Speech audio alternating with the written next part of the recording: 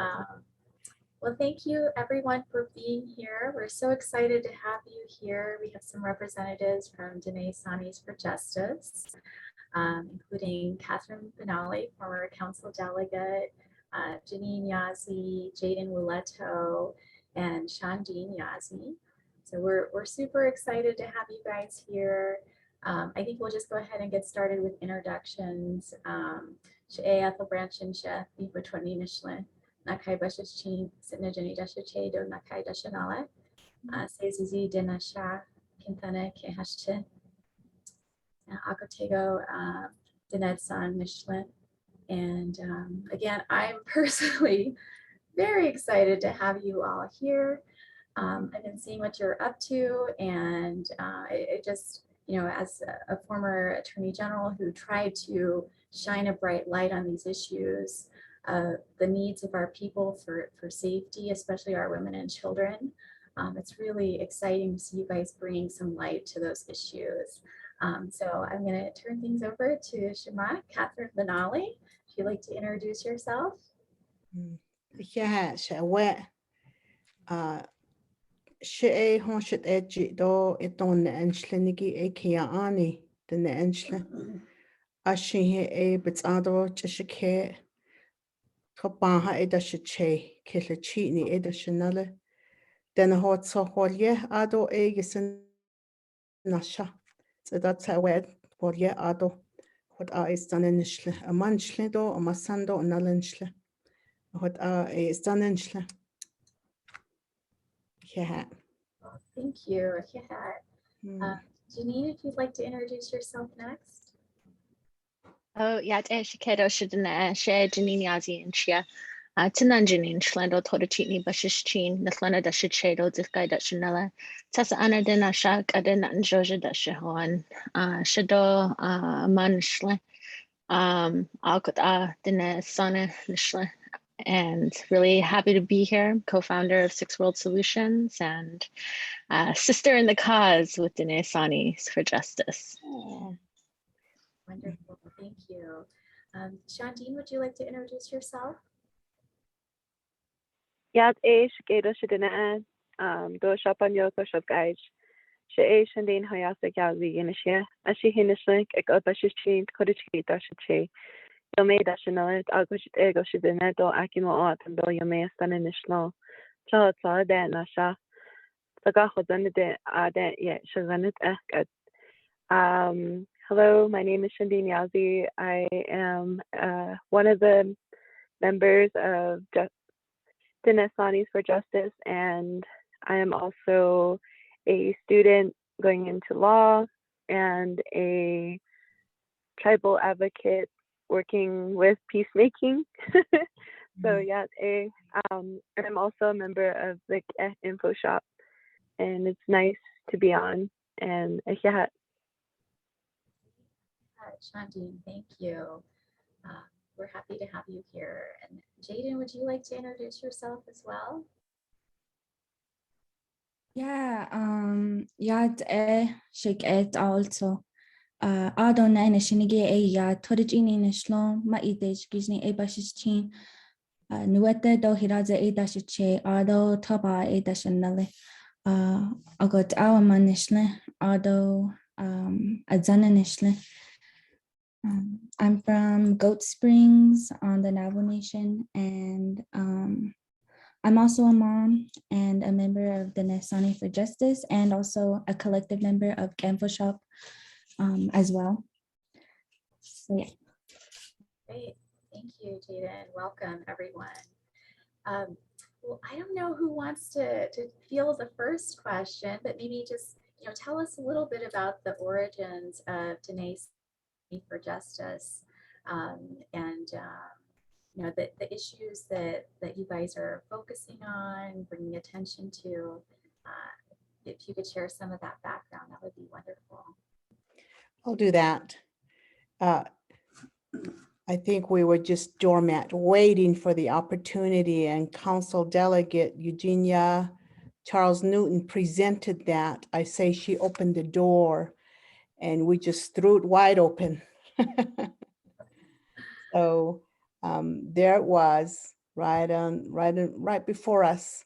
And we decided we'd go in and support her in addressing the experience and the trauma that many women and children go through on the Navajo Nation. And we felt like her male colleagues did not understand. And we decided, okay, we need to get them, first of all, them to understand. And if they can understand, perhaps they can stand with us as well. So that was the intent of our march, our first march from the Navajo Nation Museum to the Navajo Nation Council. And we believe they've heard us. And, you know, a lot of people, a lot of families came out from all over the Navajo Nation. And our leadership saw the turnout. And so I think Delegate Charles Newton felt the support, and it gave her the strength. And that was one of our initial intent. Beyond that, we regrouped. Since we had the momentum, we regrouped and decided, okay, this is the opportunity we needed to stand together and address all of these things, or as much of these things. It seemed to us, just listening to the people that day, that the way to go was to address the laws, the policies, the laws, and whatever there were on the books or aren't on the books at any level, let's say Navajo Nation level, the county, state, and federal level, we needed to really focus on those and start working on changing them so that it really benefits our people. And we don't know if we'll ever get there, but certainly we're hoping the young people will, for me at least, I'm hoping the younger generation will continue to carry the torch in that direction. We can certainly start it up for them and hand it to them. And I tell them this all the time, you know, it's got to start somewhere. There's a lot of gaps. There's a lot of, we call it, I'm calling it a failed system within our government. And we have to point them out. I've been a council delegate, so I've been in the inside, and you don't see the failed part of the system when you're in there, really. I had to step back out and look in to really see where the gaps are, what needs addressed. So we decided that's what we needed to do. There's so many ladies, especially women, girls, who are missing on the Navajo Nation. And who is looking for them? Who's searching for them? Nobody except the family members, the immediate family members. Even the clanship, they quit.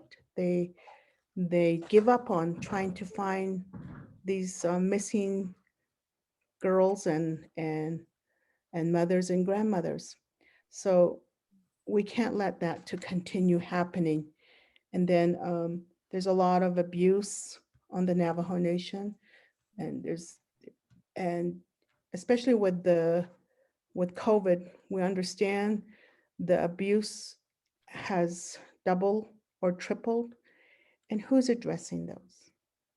Services that are supposed to address those on the Navajo Nation, maybe social services or judicial branch, they're pretty much operating on a skeleton crew. So the the victimization of our children and our elders and our ladies, women, those are just growing. And we got to stand up together and say enough is enough. So that's how our organization decided to continue moving on from our first march. So we really set 3 goals to accomplish. Maybe Janine can help me with those goals that we've outlined. Yeah, and just to add on to what Shema's saying, I think what we all witnessed and experienced in the course of pulling the march together virtually in 4 days was just how what Eugenia did is really an example of leadership that our nation is really thirsty for. You know, it was an honest, raw, vulnerable stance and position that was made, sharing her personal story. And I think that that's what really switched something for a lot of people, is like how many people listened to that story and understood they had similar experiences, or they've had loved ones with the same experiences, or they had friends with the same experiences. And how it was really a call for our own nation's leaders to step in and take responsibility for providing the resources needed for us to get to the bottom of this epidemic, and so we could create more effective solutions. And so the ask was very logical, it was very clear, it resonated with all the people who were listening. Oh, I'm sorry, there's like a plane going over right now. And when we were like in the course of putting the march together, so many women were ready to come forward and tell their story from different generations. Some were telling their story for the first time in their 70s. And others were telling their story again because they started telling their story young and didn't stop telling their story because they were waiting like for something to change and fighting for something to change. And so I think we saw like this is a real watershed moment where our people aren't afraid to tell these stories anymore, or confront this reality in our communities. In fact, they're desperate to confront these things in our communities, and for our own type of leadership, our own tribal leadership, to help provide those resources and solutions. And so, you know, one of our first demands was really to continue to ask for the funding of that. What was initially conceived as a special position in the prosecutor's office to investigate, you know, these capital crimes that are happening, and finding out why they're not being taken beyond, you know, just like the first initial stages of investigation, if even that. What we found was like the root of the problem was that families were often getting blocked or siloed off and not responded to by the appropriate agencies responding to these different cases. And so they're basically just pigeonholed until they gave up trying to get any information from responding agencies. And so in that silo, we had was like all these cases falling through the cracks. And then we got more data and information about how the tribe is backlogged on 28,000 cases having to do with domestic or sexual violence in our courts. We found out that like from different reports that were given to council, that back in 2019, there were over 500 calls made to the police department and like something like only 11 arrests regarding domestic violence and abuse in the home. And the year after that, there was only 5 arrests. And then in 2020, throughout the pandemic, there's been none, because no one's been responding to these calls. And we know, like through the mutual aid work, that the numbers have only increased, like Shema was saying. And so that demand really kind of evolved, and during the course of us organizing ourselves to really start to think through what an independent capital crimes division looks like and what would be needed to resource it. Sort of like a one-stop shop for victims and their families, so that they're no longer being pushed around and told to go here and there, but they have someone advocating for them to get them the information they need in real time, and tracking their cases as it's going through a process and advocating for the family, so that there's no more failure to follow through and hold perpetrators accountable just because of lack of due process, because of contamination of rape kits, or because someone forgot to file a police report. This was one of the main reasons that we've heard women had not been able to hold their perpetrators accountable. It was like the police officer that responded to the situation never filed a report. And so it just dies there. So like those types of things are definitely within our power to change and to address. And that's what we're conceiving of this capital crimes division unit really being able to do. The other thing that we're demanding is the establishment of healing centers, like fully resourced, holistic healing centers in each of our areas, because we know this is an endemic that reaches all parts of our reservation. And right now, the only thing we have in place are shelters, and those are emergency response, right? Those are for like when things are in like a desperate situation, and there's definitely not enough. They're under-resourced, they're understaffed, they're not appreciated for the work that they're doing. They're not assisted in developing programming to go beyond the emergent like safety of the woman and really and their children, and really get into promoting programming that restores well-being and wholeness and health and all these things that are very important to build resiliency against this epidemic, even on the individual level. And so we're looking at thinking about what these healing centers can look like if they're fully staffed and resourced, if they can when they're trauma and victim informed programming, and it looks at restoring not just like the individuals who are in unsafe situations, but the whole community. You know, the whole community. We are all our communities are impacted by this, and we need centers to come together to heal, to address this, to hold people accountable, to stop and get rid of the silence that protects perpetrators in all of our communities, and to really let our people, our women and our children know that we have a zero tolerance policy for this type of abuse, and that if they are experiencing abuse, they can come forward, they can be protected, and they can be invested in to get their spirit back, to call their spirit back, because that's what this type of violence does to our bodies and our communities. And then I'm blanking on the other demands. Maybe one of my little sisters can pop in and add to that too, because they've just been phenomenal in stepping in and assuming their own leadership in this. And one of the things that we're addressing is how we have multiple generations of women, and our younger generation is operating with a different vocabulary and different frameworks of understanding the root causes of this violence in our communities. That is very helpful in informing our strategies, and vice versa.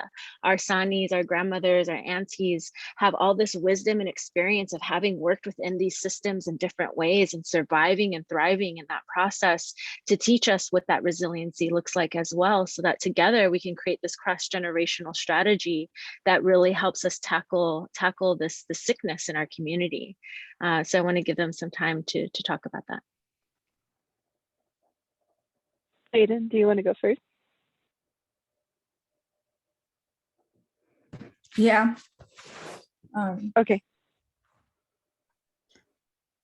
As far as the demands go, a lot of the work that I do when community organizing also has to do with climate change. And I think that we cannot talk about the violence that Native women and LGBTQ2 plus girls, children, and men face without addressing the violence of resource extraction and violence of the violence enacted upon the land. And this also includes the violence of carceral regimes, prisons, and policing. The movement and the hashtag Missing and Murdered Indigenous Women, MMIW, originated in Canada in response to the trafficking of Native women in man camps. These man camps are camping sites for extractive industry workers and also places and hubs for sex trafficking, where Native women and Two-Spirit and queer and trans women are often targeted. Indigenous women in Canada also make up a large population of prisons, despite being a generally small percentage of the overall population. And in the US, police murder Native people at the highest rate per capita among any other ethnic group, and Native women account for a large percent of the murders. So this movement was founded by Native women, and I think that there is a push and a demand to get Native men, Native cis hetero men in these roles of dismantling the violence of heteropatriarchy that came with colonialism and is rooted in colonialism. And I don't think you can talk about MMIW without talking about environmental justice, because they're the same. And so, yeah, that's where my background comes from in this work. And I'm really grateful for my sisters here and to stand with them in solidarity for survivors and victims. As a survivor myself, to me, the statistics aren't complete. It's every 1 in 3 or every 4 and 5. I think it's almost everyone, every Native woman that I know in my family have experienced sexual abuse of some sort. And so it really hits close to home, and it really comes from a place that needs to be healed collectively with the community in mind, thinking about the children and the women and how we can meet the material needs as best as possible and as fast as possible, because this is an issue that needed to be solved yesterday, right? But we are here today to take it to the forefront of everything that needs to be changed in the system as well. So yeah, I'll pass it to Shandine. Shade. Ich gehe und sage, Shadeja, yeah, as I just want to say that goes hand in hand with, you know,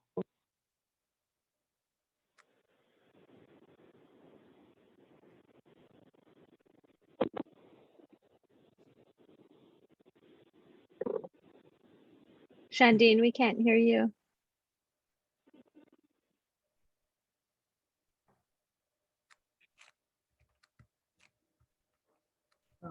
Okay. Oh no, hopefully she can get back on, but I was asking her to go over our third goal, which is amending or establishing new Navajo Nation laws to help victims, because Shandine is using her educational pathway and her own experience working in research and in advocacy to really educate us about, you know, some of the different conditions we're facing with regards to laws and policies on the Navajo Nation. And she has the better stats, but, you know, she discovered that our domestic violence laws, for example, have not been updated since the 90s. Several different processes and procedures around how to do victim advocacies haven't been updated at all, are created. We have certain laws on the books that, you know, kind of shuffle victims towards the peacemaking route, like, which is essentially forcing them to sit down with their perpetrators and abusers through a quote unquote peacemaking process, because like that process is not victim informed or informed, but trauma informed. So like we're looking through and working, and this is where the Speaker's Office has been really phenomenal in offering support, but working through and kind of cataloging what laws do exist on the books, which one are problematic and need to be changed or just taken out, and which laws need to be created. And so this is where, you know, we're really advocating for our people to take our destiny into our own hands, and for our tribal representatives to center the well-being of our communities, starting with the health and safety of our women and children from an epidemic of violence that is preventable, that is treatable, that we can respond to and ensure abusers no longer feel they can just get away with these behaviors that are harmful to our whole communities and our nations. In our meeting with the Speaker's Office, we're able to connect this legacy with that of colonization and the way that it's taken root in our own communities.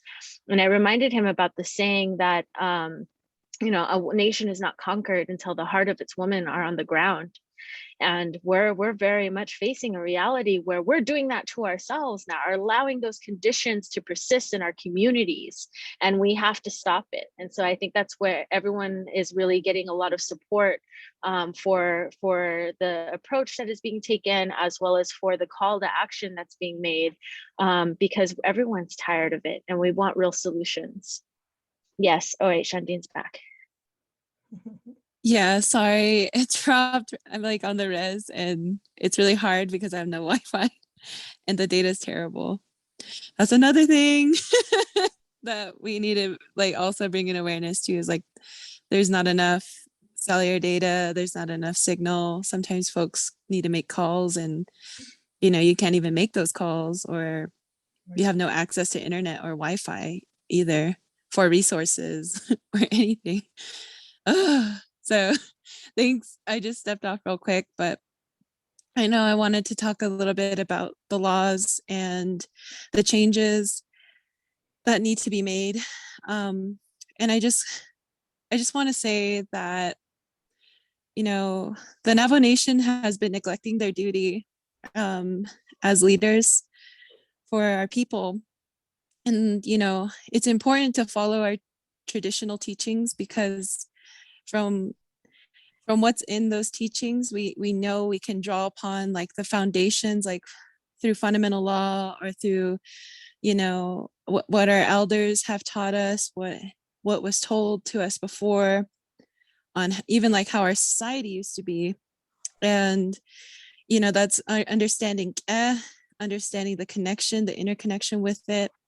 And in order to properly correct what is not missing, like in all of these instances of neglect from our leaders and their duties, and, even the understaffed, and, we need to address the root causes from the problems, and we need to like critically think about things. We need to, really think about it. How would we address it? Looking at the roots and the violence against our women in modern day colonialism, which specifically manifests itself into cis heteropatriarchy, and all of our teachings that go along with the laws. I think they need to be designed to protect not only our women, but all of our relatives who have been distorted, or in some cases like completely forgotten, because we don't educate our children, our people. And it just takes time with things like talking things out, educating. And with the laws, I know that it hasn't been updated within 30 years. There's a lot of laws underneath domestic violence, like the proceeding, the process. It hasn't been updated since the 90s. And I like fear about, the victims and everything that they have to go through with the whole process, and how much anxiety, how much mental stress, how much it is for someone to come forth against the laws. And even talking about how the legal system is failing our people. And, that's due to like red tape, that's due to lack of jurisdiction. And, as the people, we have the right to have self-determination. We have the right to address however we want to address the problems in our communities the way we want to. And I think that's why it's important to understand the fundamental laws, as well as understanding where it is originally where we come from, like through our teachings and our culture and our language, and to also understand that these legalities, the system has been created from the, it's a projection of like what it's like a little baby US Constitution, like we've adopted laws from them, but those laws were made for someone else. Those laws weren't our laws. So, I think those are the things too that we need to address, that we have sovereignty, we have rights, we have ways, we have thinking, we have all of those powers to change and address this. And as young people, I think we're trying to step up and understand, the legalities and the legislation, what's in the statutes, what's in our limitations of what we can do. And we want to get around that, because I'm not going to let this continue, this violence, this cycle, this neglect, and, this injustice, because this is unacceptable. And we try to hold accountability. And I think accountability needs to be taken too at the leadership positions, as well as within changing laws in the system right away. And, continue opening spaces for our communities, and to listen to what the people are going through. That's all I have to say. Yeah. Great. Thank you, all of you. for sharing that. Wow, this is such a huge issue. And I'm glad that we have women like you leading this effort to go through the details from all these different angles, like the laws, identifying the shortfalls in the laws. One thing that's really exciting, it looks like the Dine Action Plan will be up for approval at the upcoming council session. And that really identifies what are being called, the main modern day monsters in our society. The level of substance misuse, the high incident of violence in our community, as well as the high rates of suicidality. When you look at those statistics, and there are some statistics in that report, it's amazing how much higher those issues impact our community. And that all feeds into this issue of violence against women as well, and children also. Unfortunately, the main body of the report, from what I reviewed, doesn't go into the statistics with the level of detail that I'm sure you guys would like to see. Certainly it doesn't go in with the level I'd like to see personally. I do remember, when I was working for the Navajo Nation government, seeing the call data, and my chief prosecutor resigned within a month of me assuming my role. And so I was really thrown into those issues very early on, and had a lot more hands-on experience with that than most attorneys general for Navajo Nation. And it was just absolutely shocking. Some of the things I identify, like needs, are things that you all have identified, like the need for victims to be able to call one phone number and give a case number and get identification of where that case was in the system, and even just like an explanation of what the process is for handling the case. And because for Navajo Nation, the cases, the serious cases often get referred to federal prosecutors, and that is like a closed box for victims. It can be very difficult to navigate that process. But we hosted some public safety summits, and those were really eye-opening. There's actually still a Facebook group page, I think, where we had a lot of the presentations filmed in Facebook Live and shared on there. And it was really eye-opening to kind of see, because my question was, okay, how do we make this system work? It is so under-resourced. There hasn't been the commitment from leadership to fund all of the different important pieces, whether that's, officers or public defenders. Like for a case to move quickly, you have to have a public defender as well as a prosecutor. Those positions are not adequately funded. And then, behavioral health is not adequately funded. People have talked about having a treatment center for a very, very long time. That treatment issue feeds into violence. It feeds into suicidality. All these things are interconnected. And I just admire you all for taking on this really challenging issue. And I think it will require, accountability. Like you guys, that's one thing that I think is really incredible about what you're doing in terms of giving voice to the pain of our women and children. And then also, shining that bright light and making sure that something actually happens. Because, when we were trying to make things happen a few years ago, there were council delegates that were very much standing in the way of funding these really, really important programs. So I hope that you guys are more successful. Certainly, it sounds like you have, and the support of the speaker is vital, of course. where do you guys see this going in terms of the long term? I mean, we have a former council delegate here.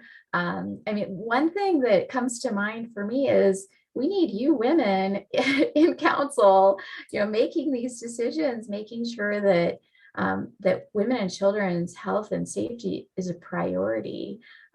Is there any possibility that you guys are going to move in that direction? Not to put you on the spot, you can deflect the question if you like. To us youth. No, Shema, you should take the first shot. Oh no, I've been there. Thank you.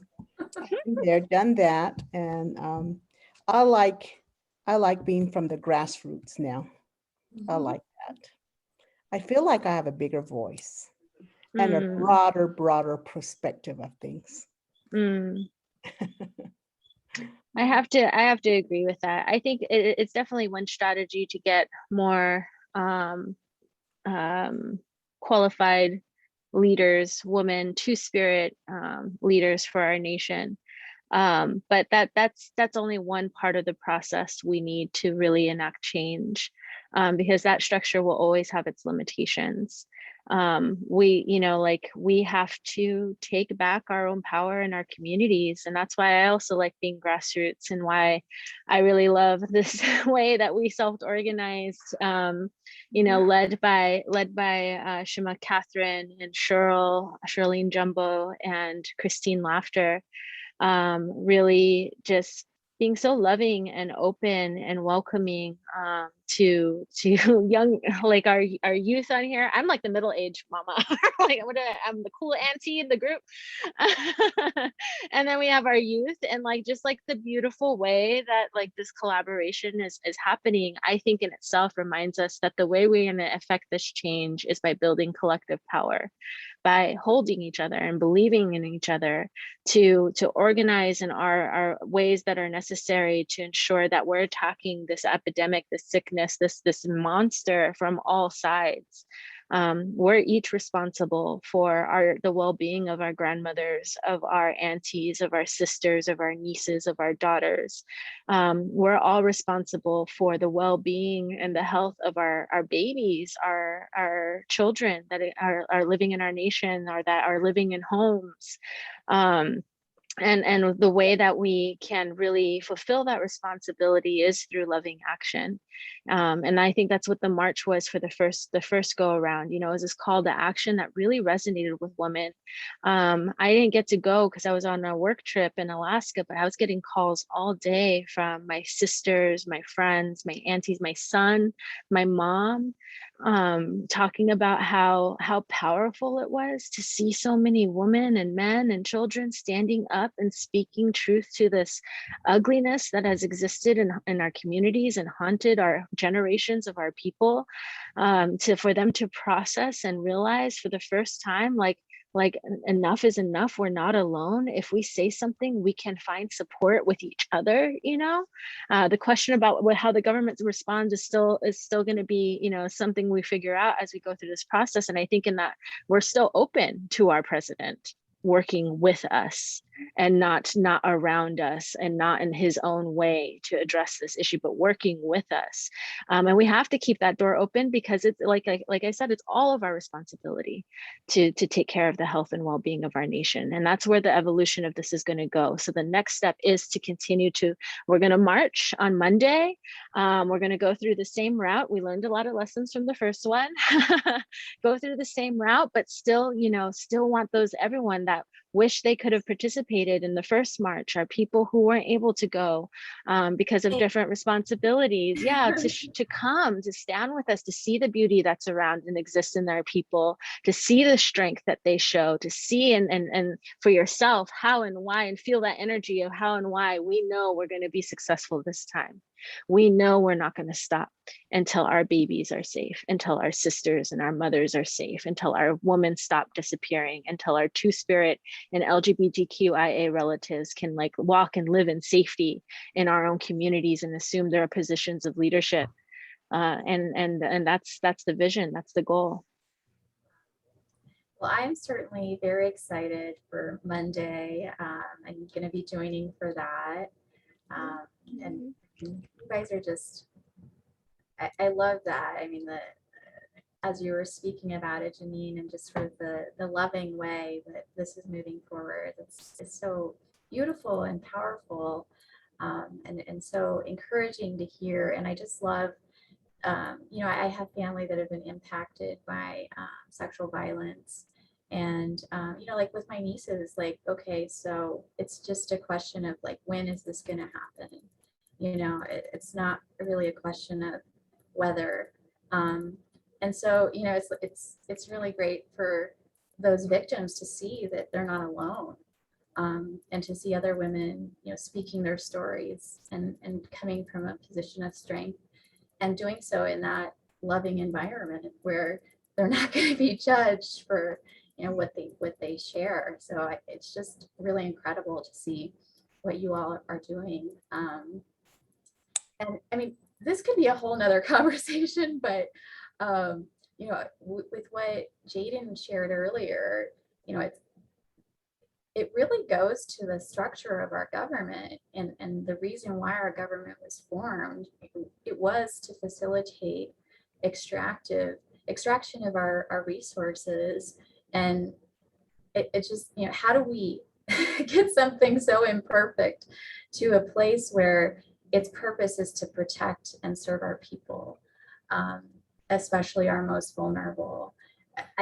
Jaden, I don't know if you want to tackle that question or weigh in on that, but I mean, how do we get to that point?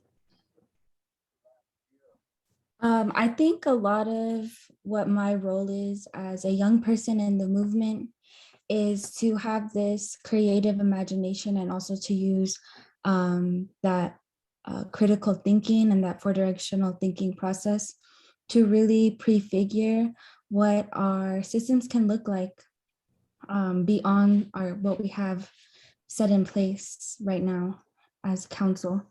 You know, we were once a matriarchal society.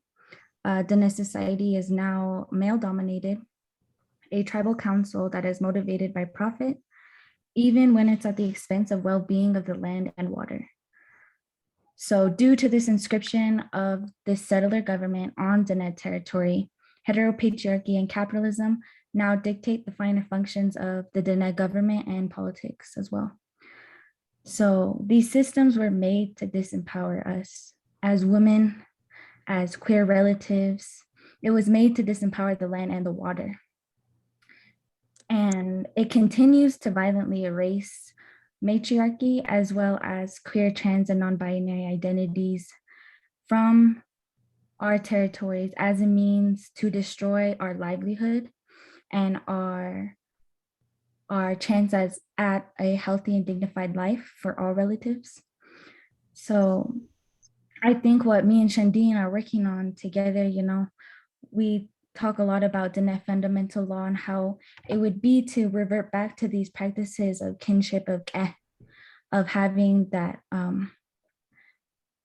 that drive in you to be compassionate towards everyone around you, and to let go of settler notions of policy and government, and to really assert our sovereignty and our autonomy in that way.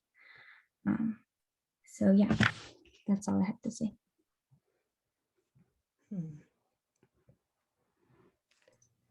Great, wow.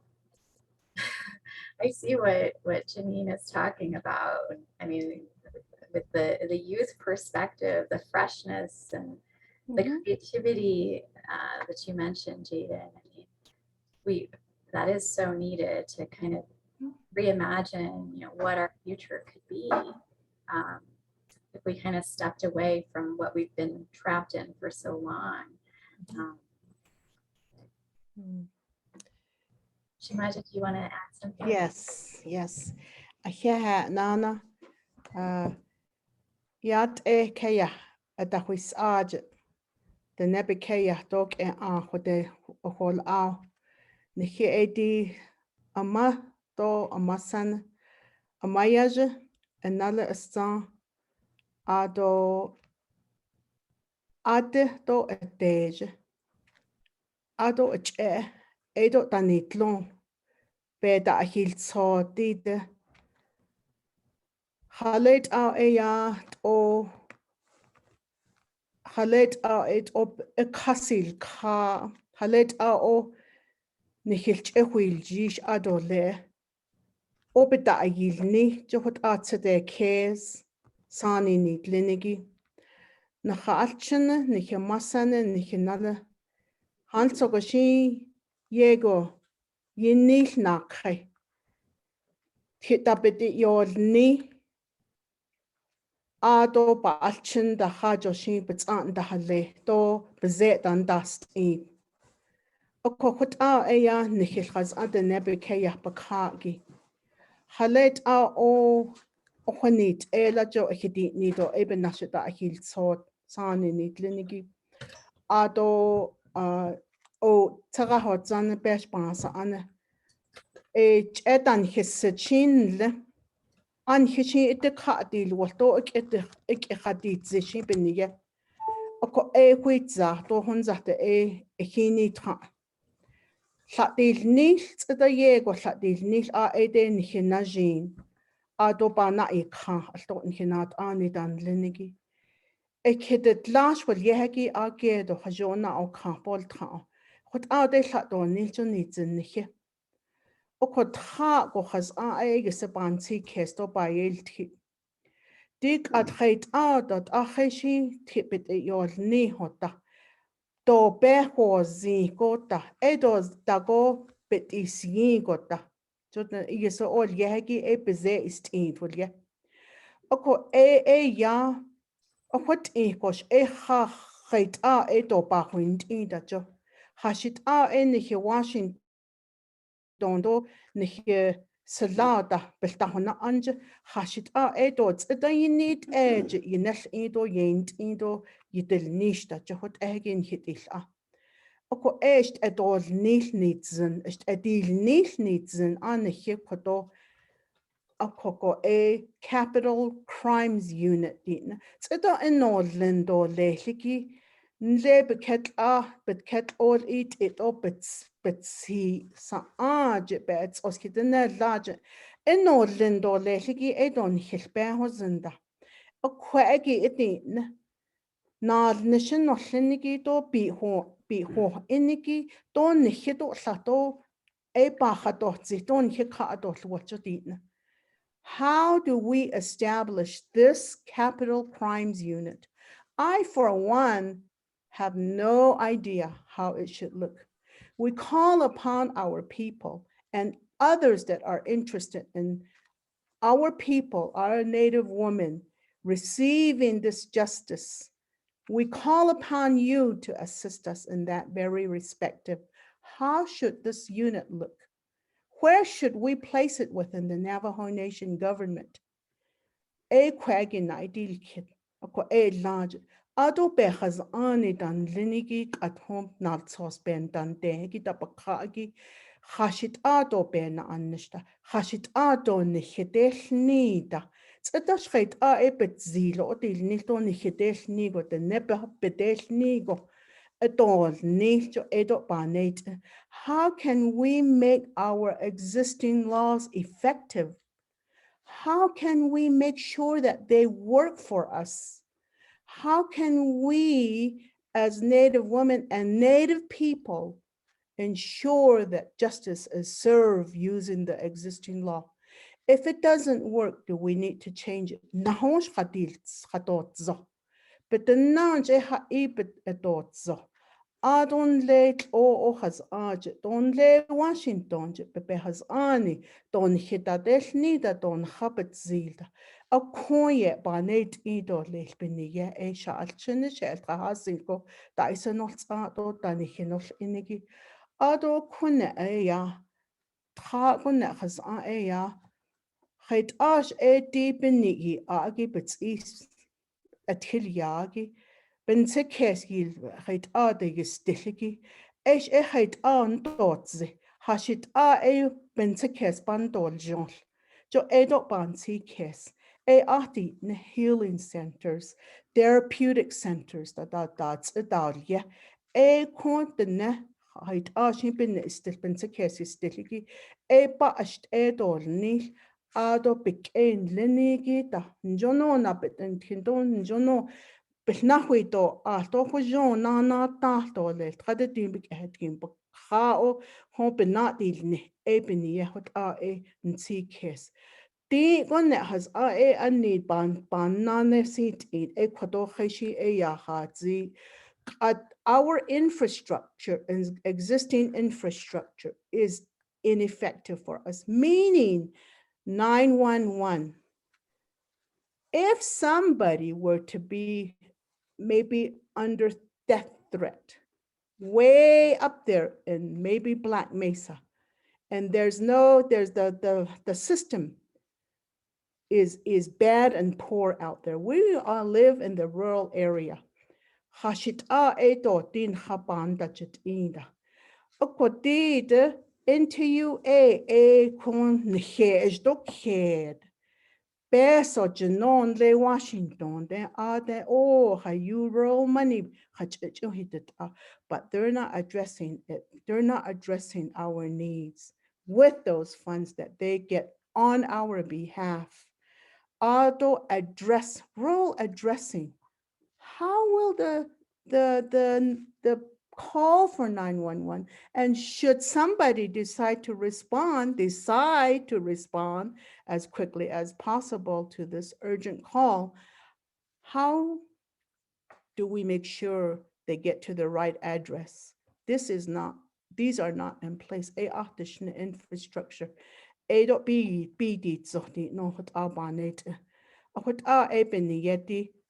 Nihido hal the mobis kana tebits at the hoyol kato.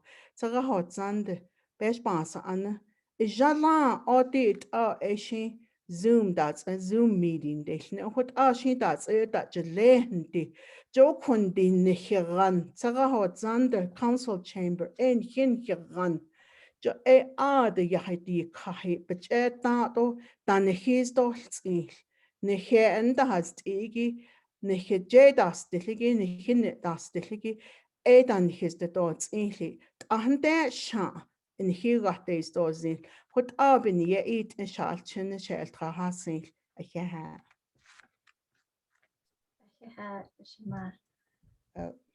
I mean, what you guys are hitting on is so critical. I mean, it's, again, I admire what you're doing because this is such, it's an Gordian knot, you know, there are all these issues that are intertwined, like what you and Shandine mentioned in terms of the infrastructure, you know, the 60% of Navajo Nation is a two-way radio dead zone, meaning, and that's how our EMS and our police officers communicate.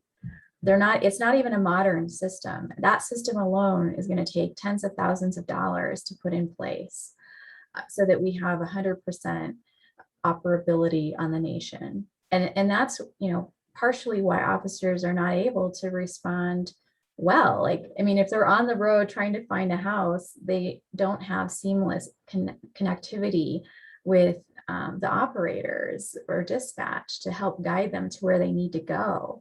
And then, like Shandine was saying, you know, with cell phone access, you know, 40% of the nation is a cell dead zone.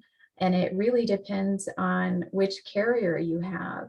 You know, I have Verizon, and I would say 90% of Navajo Nation is a cell dead zone for me, because there's not sharing of the towers between the different cell phone companies. And that's something, you know, regulatory agencies at Navajo Nation could change. They could require that all internet tower providers or cell phone service providers share the towers, the interconnectivity, and ensure that there's 100% cell phone access.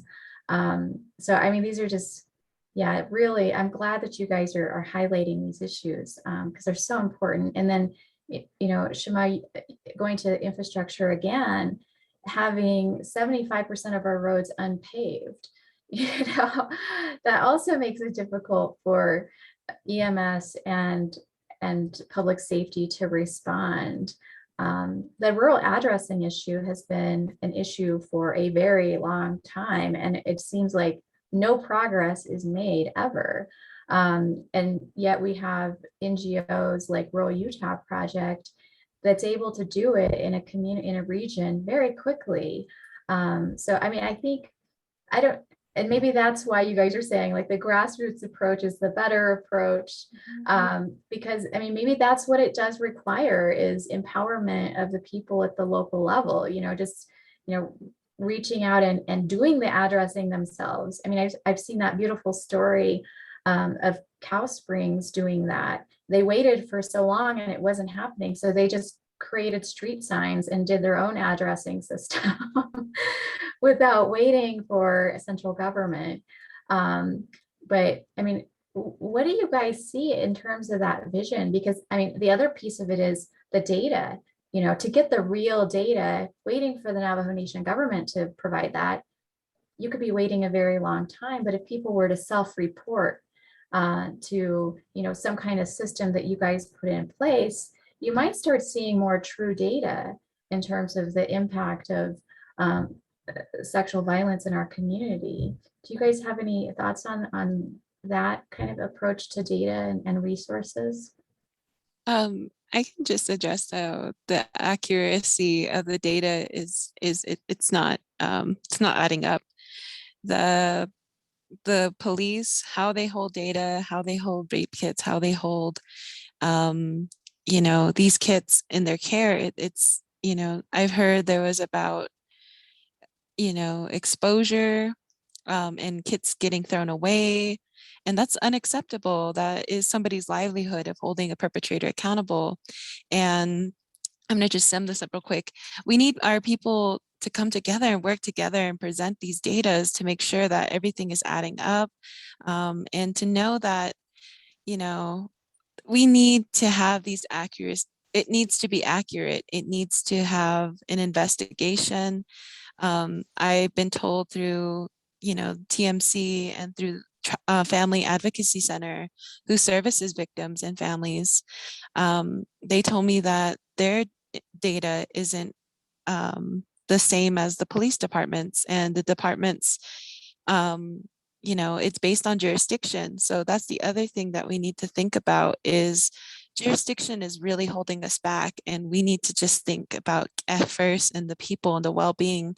So with whatever data is presented, we need to come together collectively to present it, so we have accuracy and we can see where we're falling behind or where something's not adding up, because these are people's lives, these are people's experiences, and whatever they're going through, they need to be held accountable, and that's what the crimes unit would be doing. Mm-hmm.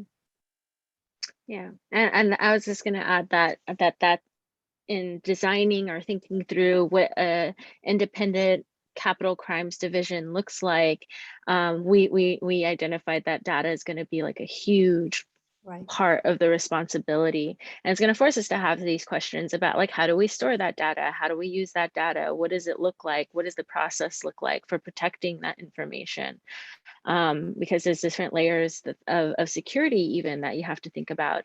But even going back to this larger question about the lack of infrastructure across the reservation, that makes it hard for people to even connect in real time during emergencies. We also have the critical, and we're lacking critical infrastructure to support that type of data bank. It would require a large capacity of electricity, of telecommunications, of energy, and I think that thinking through and bringing all of our beautiful wisdom to the table is what allows us to have these conversations, to hold all of those different aspects of what needs to be considered if we're really serious about implementing this in a way that's going to give our people the power that they need to understand the situation and to respond to it. And data sovereignty and how we manage that and the infrastructure around that is also going to be a huge part of the conversation. So I appreciate the question.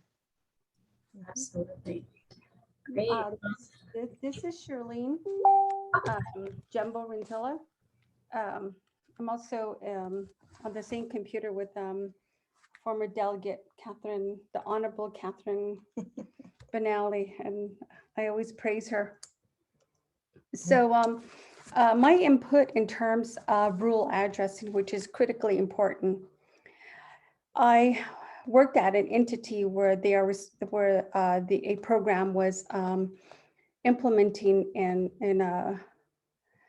naming all the roads on the reservation. However, due to, which is true for a lot of programs, is to COVID, that had stopped. But since I was involved with that in the particular division 13 years ago, they're moving at a very, very snail pace. I don't even think 30% of the rural roads have been addressed. And I know I had to go to my own chapter house here in Rock Springs and get a resolution passed and to name my road. And I named it North Chapel Hill Road just because I used to work at Duke University and I really liked the name of North Chapel Hill Road. So that's the name I selected for our road. And it's a process as well. And I'm one of those folks that likes to nag and nag and nag until I get my situation completed. So I was at Tim Larson's office every other day asking him if it has been registered. So now when you Google Yatahe area, you'll see North Chapel Hill Road. And it does take a lot of teamwork. It does take a lot of persistency to get things done. And the same thing also with the healing circles, the healing centers, the therapeutics entities that we like to see established. We only have 2 shelters on the Navajo Nation that are nonprofit and they're underfunded. And they're both in dilapidated mobile homes, or I haven't been to any of the sites, but I understand that the buildings are in very poor conditions. And those need to be upgraded or even build new ones.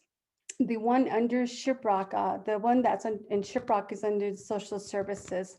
And we didn't get a chance to speak with those folks. However, I'm sure they're also facing the same shortfalls that the other 2 shelters are experiencing as well. So one of the things that I like to include in the shelters are bringing back the traditional teaching. A lot of us women that have been violated or abused tend to lose our self-esteem. So one of the things I would like to see is to bring back the Navajo culture, the practices, the practices, the clan relations, the language itself, how kinship is used to greet one another. So that's pretty important to me, as well as traditional healing and also other dominations that can be included. So that's the vision that I see moving forward in developing critical healing centers. So that's what I wanted to share as well. Thank you, Cheryl. Thank you for elaborating on that component, because it's absolutely vital. Well, we are at time, but if you have any final words you'd like to share, you do have your march on Monday that I'm excited to be joining to show solidarity. Are there any parting thoughts you'd like to leave our listeners with or viewers? Go ahead, Janine. Join us on Monday as we march again to council chambers at the opening of the Nabi session. Make sure you're sanitizing, wearing a mask, staying home if you're sick. We do want to be mindful and careful about breakthrough cases still. We're still vigilant and want to protect our loved ones. Bring water, an umbrella, a chair maybe to sit in. And yeah, I don't know if anything else for my sisters. Wear your white t-shirt, your traditional skirt, your sani scarf, and maybe your cowboy boots. We will feed people. We had people donate a sheep, and we'll want people to help us bake fry bread there. And yes, we will have portable restrooms this time. One of the council delegate came through with portable, bringing portable restrooms, making portable restrooms available for will be marching. So Just a quick, it'll be the Navajo Nation Fall Council session that we'll be marching to on Monday. And it starts at 9:30. from the museum, I guess. At the museum parking lot, is that right? Oh, yes. At the museum parking lot, yes. 9:30, okay. Great, wonderful. Well, Yeah. yes, thank you, Chandi. Go now. Thank you. Go on it. We do want to invite some other folks to kind of elaborate on some of these points.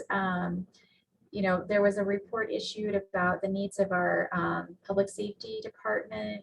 So we're hoping to invite someone to talk about that issue. Like, you know, what are the resources that are needed at the admin level or the governmental level in order to get us to that point where the system is functioning well and our people are safe. So I'm hoping we can add to that conversation in that way. If there is anything in particular you guys want to hear, let me know. If you want to co-host that, I would love that. But we just want to be supportive of what the conversation you all have started and the effort that you have underway. So thank you. Thank you. Everyone have a great day. And Jaden, I don't know if you or Shandine want to close us with some thoughts from the youth. I just want to say thank you so much. And I've been told many times, and I've been talking to our people, our elders, our communities, all different age groups, and we all know that these systems will change all the time. They're always, you know, but the people will never change. I don't know how it's supposed to be saying. Like, these systems will be there, but our people will be here longer. And it's important to remember that is always something that we're all working towards in this effort. And, you know, like with that, I have compassion, I have humility, I have an ability to listen and think. As a young leader, as a Nantani, I open the door to my leaders to talk to them and to listen and have these conversations, because we are all relatives. We are all, you know, you're my leaders, you're my people, and I want to have faith in you. So don't let me down and don't let us youth down. That's all. Yeah, Shade, Nijunigo Bahamnet. I also want to relay the same sentiment as, you know, it kind of gets tiring having to think about all the barriers there are to getting things done and actually meeting people's needs on the material level, you know, housing, food, healthcare, education. I could go on and on, all the things our community needs to thrive.